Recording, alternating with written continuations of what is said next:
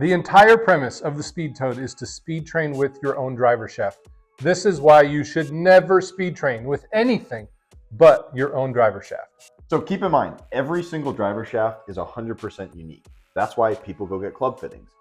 Every shaft kicks differently, flexes differently, and that's why it's important to actually train with your own shaft. Absolutely. So really we break it down into two reasons, the where and the when. So every driver shaft is going to flex at a different point in the shaft. You'll see kick points, high, medium, low, depending on your swing and your swing speeds and your ball flight. So you want to make sure that you're speed training with that same kick point that you're actually playing golf with, which is why the Speed Toad speed training will translate better on course to your real driver. Yeah, absolutely. So if you're timing your shaft incorrectly, where the kick is too far behind the ball, too far in front of the ball, your speeds are going to deplenish, but you're also going to have issues in accuracy. And that's one of the biggest things. It doesn't matter if you can hit the ball 1,000,000 miles, you really need to be accurate too. And timing your shaft is super important for that. Yeah, so that's the when of when your shaft flexes in your downswing. That's also going to help maximize your speed. To Sam's point, if your shaft is kicking too soon or too late, you're going to lose speed at the ball when it matters, at impact.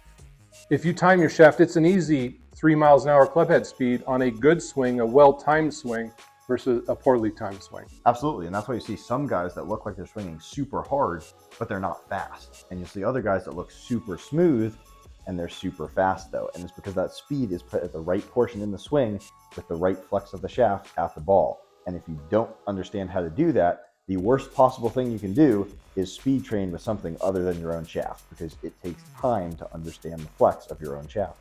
We have two great examples. Early this year, my club speeds were no higher than 147, but my green speed stick, the light speed stick, I got up to 155.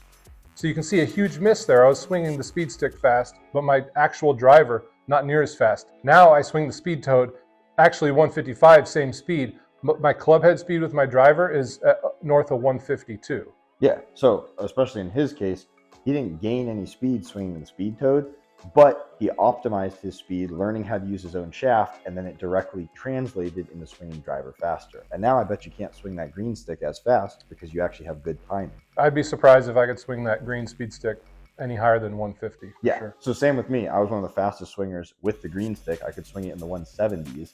Now I definitely cannot. But here's the thing. I was middle of the road long driver. I didn't have a lot of club speed. Now I'm one of the fastest long drivers in the world.